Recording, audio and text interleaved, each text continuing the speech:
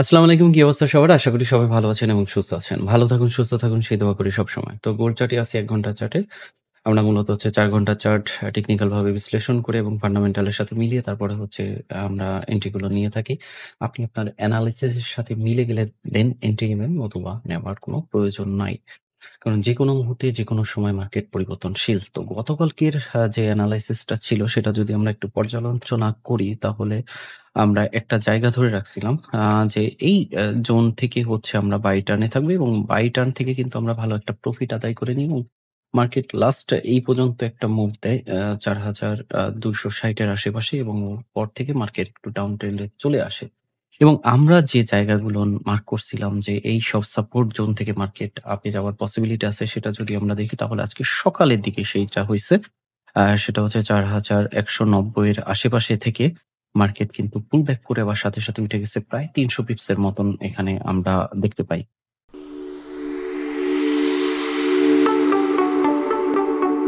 সবাইকে শুভেচ্ছা সাই টিউবে। সঙ্গে থাকতে সাবস্ক্রাইব করে বেল বটনটি ক্লিক করে রাখবেন, কারণ পরবর্তী ভিডিও নোটিফিকেশনের মাধ্যমে সাথে সাথে পেয়ে যাবেন। তো এই জিনিসটা আমরা আশা করছিলাম কিন্তু গতকালকে। এই জিনিসটা হইছে আজকে সকালবেলা যখন পাওয়েলের একটা বক্তব্য ছিল সকাল ৭ টার দিকে। আ তখন হচ্ছে এই বিষয়টা ঘটে এবং জানিয়ে রাখা ভালো পাওয়েলের কিন্তু সময়সীমা শেষ হয়ে যাচ্ছে ২০২৬ এ কিন্তু সময়সীমা শেষ এবং একটা ভোটের প্রান্তে আছে এবং এর কম্পিটিটর হিসাবে আছে হচ্ছে কেভিন।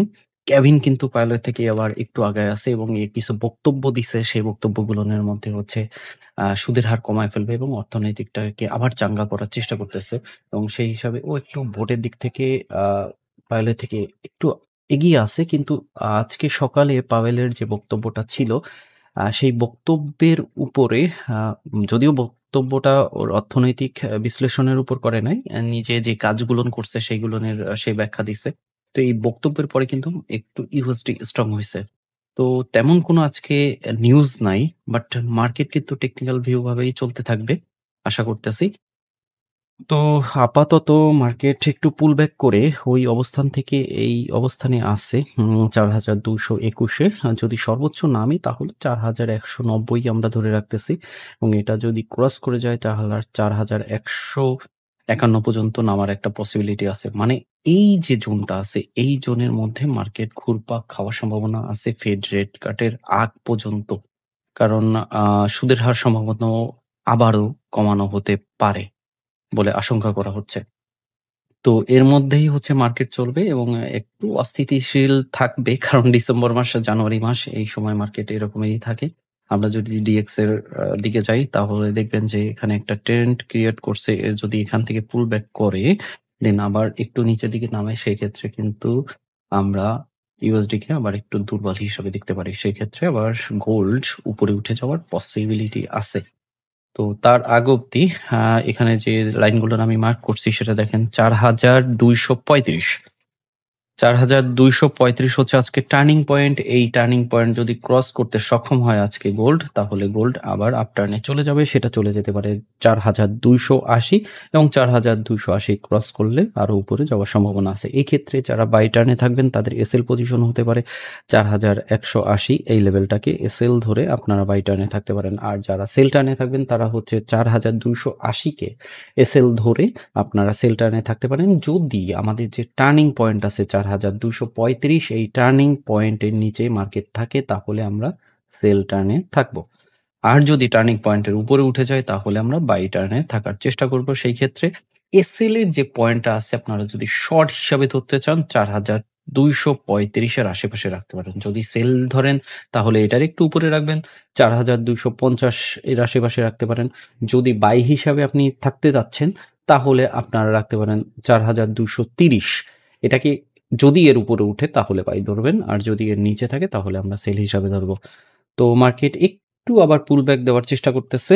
সেটা যেতে পারে হচ্ছে আমাদের এই যে টার্নিং পয়েন্ট, এই টার্নিং পয়েন্ট থেকে আবার সোজা নেমে যাওয়ার একটা পসিবিলিটি আছে। সেটা নেমে পারে ৪,১৯০ এর আশেপাশে এবং এখান থেকে দেন মার্কেট আবার পুল ব্যাক হওয়ার সম্ভাবনা রইছে। যদি 4235 ক্রস করে ফেলাই এই টার্নিং পয়েন্টটা, তাহলে কিন্তু মার্কেট সোজাসুজি আবার সেই 4280 র কাছাকাছি চলে যাবে যদি 4260 ক্রস করতে সক্ষম হয়।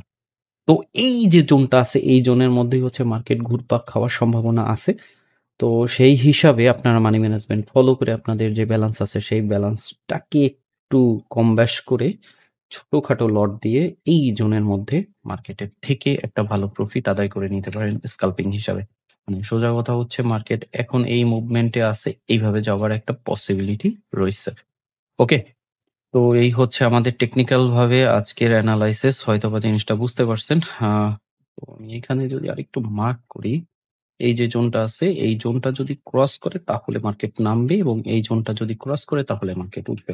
সো সংক্ষিপ্তভাবে এই জোনের মধ্যে মার্কেটকে আমরা কিছু সময়ের জন্য সাইডওয়ে হিসাবে পাইতে পারি।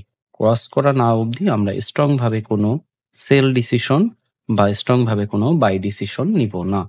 অতএব আমরা যদি সেলে থাকি তাহলে 4240 এর উপরে আমরা এসএল রাখতে পারি। আর আমরা যদি সেলে থাকি আমরা যদি সেলে থাকি 4240 কে এসএল দিয়ে সেলে থাকতে পারি। আর আমরা যদি বাই টার্নে থাকার চেষ্টা করি তাহলে 4190 কে এসএল ধরে আমরা বাই টার্নে থাকার চেষ্টা করব আজকে সারাদিন।